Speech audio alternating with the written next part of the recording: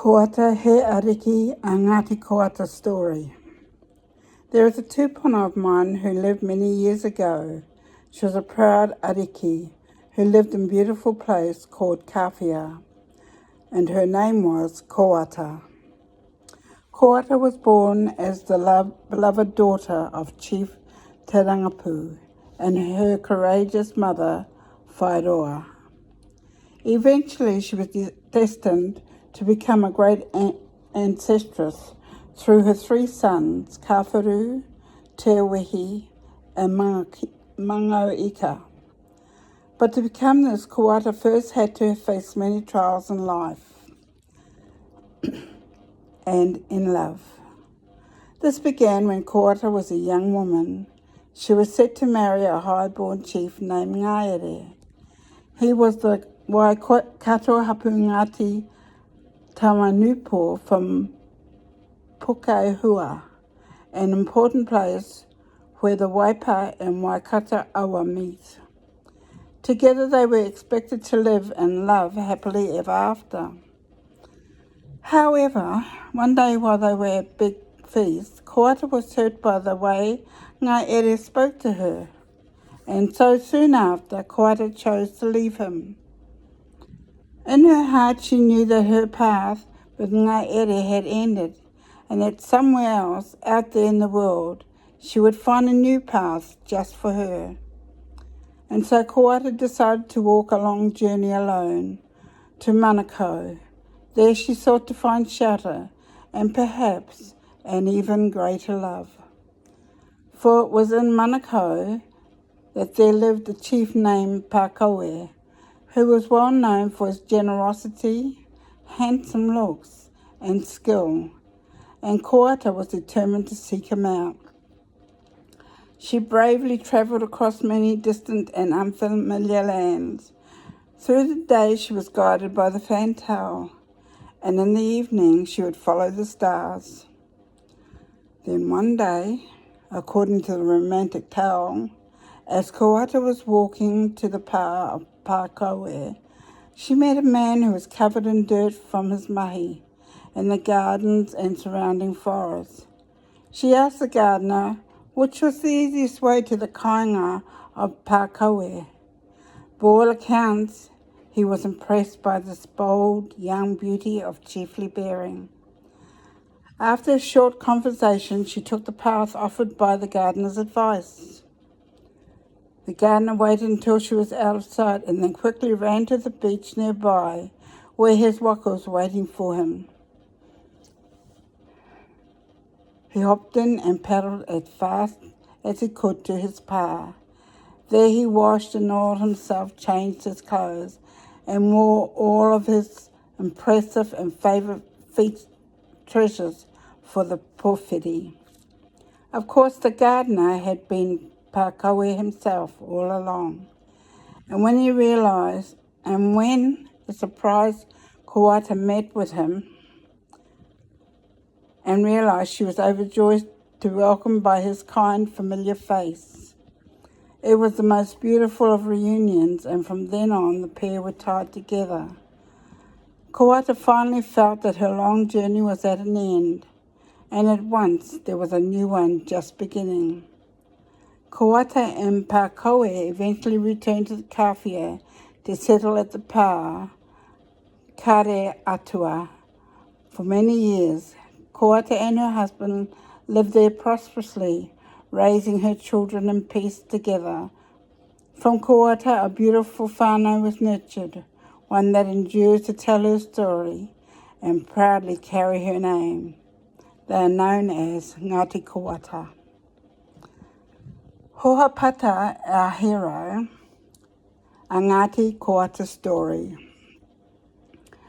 The marangai was fierce. From the shore it looked as if the wind and the waves were at war, pushing and pulling at one another endlessly. To be in the middle of such a storm would be terrifying, but from the safety of the shore, Hohapata couldn't help but admire how beautiful the heavens and the oceans were when they moved together. After spotting the storm from the nearby pa, he had come to Aue He had come to awe at the ocean with friends, but felt as though this moment was just for him. And yet, just as Hohapata closed his eyes to feel the icy rain fall over his face, he heard a familiar voice behind him call out, "Look, there's something out there in the storm." Alerted, Hohapata stood to attention and once again looked out upon the stormy sea. Only this time did he notice the peril within his sights. Past the violent waves, standing helplessly in the tempest, was a sinking ship named the Delaware. Its hull had been torn apart by jagged rocks, and now it was unable to escape or move forward, the relentless waves trying to swallow it whole. The crew were not very far from land, but attempting to swim any distance in these waters would take more strength than any man on board had. In fact, one sailor named Henry Squirrel had already tried to swim a rope to safety. However, despite his bravery and willingness, he did not succeed. And now the rope hung limp in the ocean, attached to nothing. Hohapata and his friend glanced at each other and instinctively knew what had to be done. The only question was which one of them would it be to swim out to retrieve the rope. But deep in his heart, Hohapata already knew the answer. It would be him. For among them only he was strong enough. There was no turning back now. The water was, as he expected, bitterly cold, endlessly deep, and filled with many sharp dangers below. And yet he pushed on. When he sliced to the surface, Hohapata was met with raging foe. Every wave threatened him to a fate, just like Henry Squirrel's, as there is no telling when they would crash into the next or drag him down below. And yet he still pushed on. He faced wave upon wave, moment after moment. And for some time, every breath in the bay was held for Hohapata. When he finally reached the side of the Delaware, the soldiers on board could not believe the incredible size and strength or the man who had come to save him. "Throw me the rope," he shouted. The sailors did as they were told, and then watched in awe as Hohapata turned towards the land and battled the waves yet again.